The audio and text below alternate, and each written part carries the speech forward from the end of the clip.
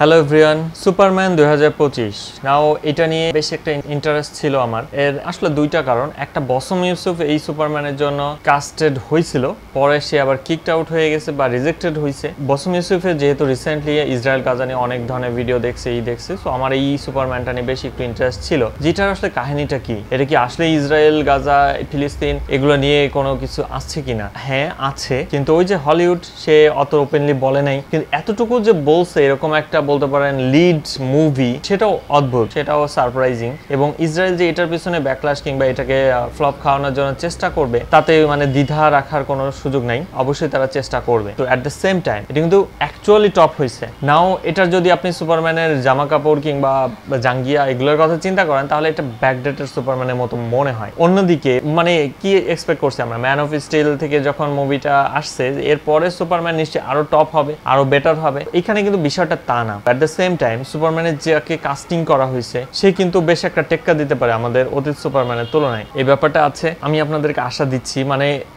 সান্ত্বনা দিচ্ছি বা বলতে পারেন নিশ্চয়তা দিচ্ছি যে না, এই সুপারম্যানটা আপনারা হলে যায় দেখতে পারেন, এতটুকু ম্যাটেরিয়াল এখানে আছে। নাও দ্যাট বিং সেড, এবার একটু যদি ক্রিটিক্যাল হই মুভিটার প্রতি, এখানে আসলে যেই দেশটা দেখাইছে যে সে আগ্রাসন চালাইতে যাচ্ছে অন্য একটা দেশের উপরে, বারাভিয়া এরকম একটা নাম, তো জারহানপুর এর উপরে আক্রমণ চালাতে যাচ্ছে, যে এই দুর্বল রাষ্ট্রটা, এরা খুবই দুর্বল, মানে যে হাতে ঠাবল খুন্তি নিয়ে যুদ্ধ করবে, আর এরা পুরা ট্যাঙ্ক একদম মারদাঙ্গা অস্ত্র নিয়ে ওদের উপরে হামলা চালাচ্ছে, এরকম একটা কান্ট্রি। তো এই কান্ট্রির যে প্রধান, সে তাকে আরেকটু ভিলেনি করা যাইতো। আমার কাছে মনে হয়েছে এই অংশটাতে, এই দুইটা দেশের অংশটা যখন দেখানো হয়েছে, তখন কাইন্ড অফ খেলো একটা ব্যাপার চলে আসছে, যেটাকে আরো বেটার করা সম্ভব ছিল। সো ইন্টেনশনাল কিনা আমি বলতে পারি না, কারণ আমার কাছে মনে হচ্ছে ইন্টেনশনাল না কিছু ক্ষেত্রে, কারণ হিরো ক্যারেক্টার আছে এই মুভিটাতে যেগুলোকেও আসলে ওইভাবে একটু এরকম একটা সিন দেওয়া হয়েছে।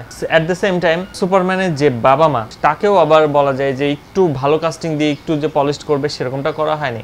But at the same time মানে ইচ অ্যান্ড এভরিথিং যায়, ইনক্লুডিং সুপারম্যান, এক্সেপ্ট ভিলেন হয়েছে সুপারম্যানের চেয়ে আরেকটু টপ নচ, আরেকটু স্মার্ট, যে আসলে খাপ খাওয়ানো বিষয়টা বলেন একটু ভিন্ন দিকে টান দিছে। এক্সেপ্ট দ্যাট, যেভাবে চমক দিছে ভিলেন, যেভাবে মানে তার জিনিসগুলো দেখাইছে একদম শেষ মুহূর্ত পর্যন্ত, মানে মধ্য ভাগ, শুরুর ভাগ, শেষ ভাগ, মানে চমকের কোনো কমতি নাই, এবং পরতে জিনিসগুলো উন্মোচন হয়। এখানে সুপারম্যানকে অল পাওয়ারফুল দেখানো হয় নাই। এখানে অবভিয়াসলি সুপারম্যানের যেই ভিলেন এগেনস্টে যারা ছিল, তার যথেষ্ট শক্তিশালী ছিল, ফলে সুপারম্যান একা কিন্তু সব করতে পারে নাই, তার পক্ষের মানে ফ্রেন্ডস দরকার পড়ছে। এখানে আরেকটা ক্যারেক্টার বেশ আমার ভালো লাগছে, মানে অনেক সময় থাকে না যে মূল ক্যারেক্টারের চাইতেও কিছু ক্যারেক্টারের সিন বারবার দেখি এরকম না মনে হয়, তো সেরকম একটা ক্যারেক্টার হচ্ছে ভিলেন আর কি, থাকে মেয়েটা। তো তার পুরো শরীর ন্যানোবটসে একদম ভরপুর, মানে ছোট রোবট, তার পুরো শরীরে ন্যানোবটস বলে, তো সেগুলো দিয়ে সে যে কোনো অস্ত্র তৈরি করতে পারে, যে কোনো কিছু বানায় ফেলতে পারে। তো তার সাথে সুপারম্যানের ফাইটটা খুবই চমকপ্রদ লাগছে আমার কাছে। এখানে জাস্ট সুপার পাওয়ার না, ওখানে টেকনোলজির একটা বিষয় আছে,